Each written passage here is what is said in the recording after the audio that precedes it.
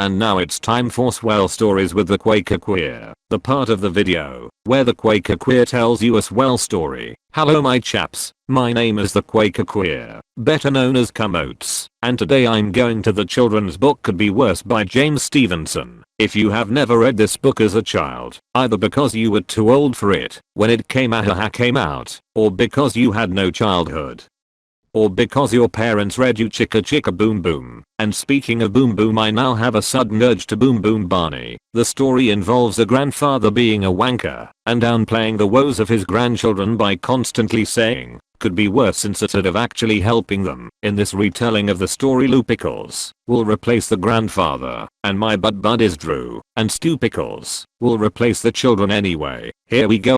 At Lou Pickles' house things were always the same. Lou Pickles always had the same thing for breakfast. Toast covered with a helping of his sweet orange marmalade, with the orange color coming from his piss, which he added to it before he ate it. And every day he read the gay porn section of the paper before rolling it up and shoving it up his ass like glidus like a ha ha ha ha ha. And he always said the same thing. Could be straight.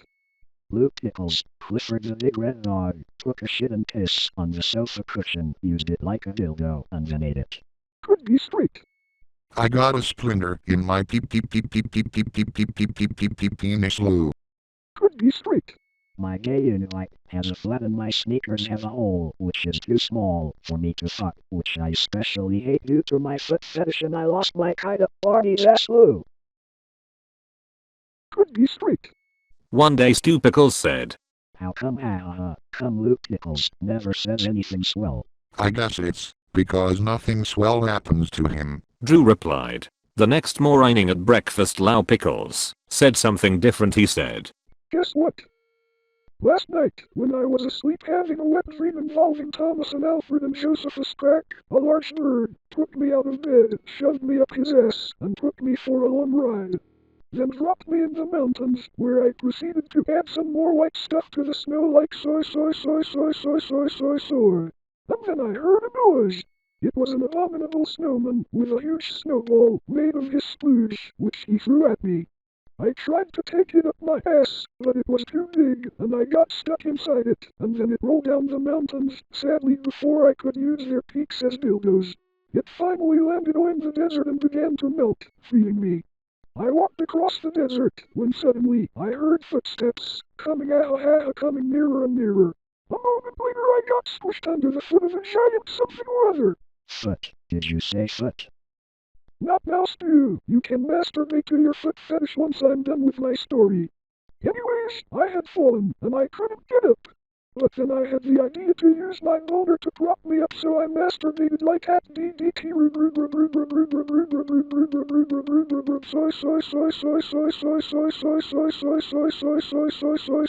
and the force of the cum pushed me back upright. But before I could go anywhere, he heard a strange noise. Sploosh, sploosh.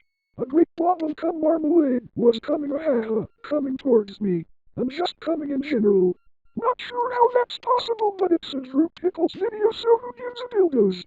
Anyway, it chased me across the desert until I crashed into something tall.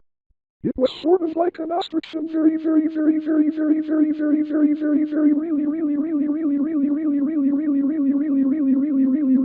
super pissed off.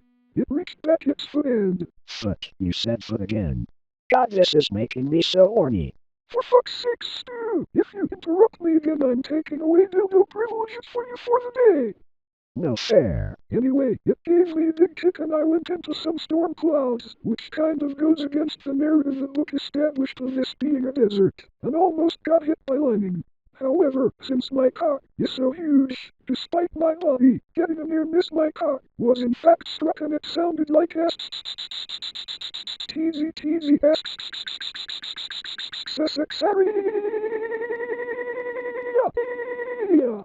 After that, I fell out of the clouds and landed in an ocean. I sank about a mile to the bottom and then saw a gigantic goldfish coming toward me.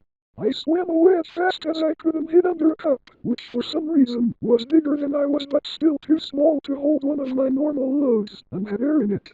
Once it was safe to come out, which I'm not sure how I determined, as clearly the cup is opaque, I started to walk, But then my foot got stuck in the grip of a gigantic lobster who wanted to shove me in its vagina. Yes, it was quite horrifying, and I didn't know what to do. But just then, my butt buddy Squidward testicles came along and squirted black ink all over the lobster. I escaped in the commotion and hitched a ride on a sea turtle that was going to the top to have a big orgy and a bit of sunshine. But sadly this was a street orgy, so I had no interest in it. I was fortunate to find a giant piece of toast floating by. No doubt a leftover from the production of Cloudy with a chance of meatballs, and rode to shore where I discovered a newspaper. After reading the gay porn section and jacking off like a I then proceeded to use my cock to fold it into an airplane and then flew it across the sea and back home to bed. What the dildos do you think of that? Could be straight.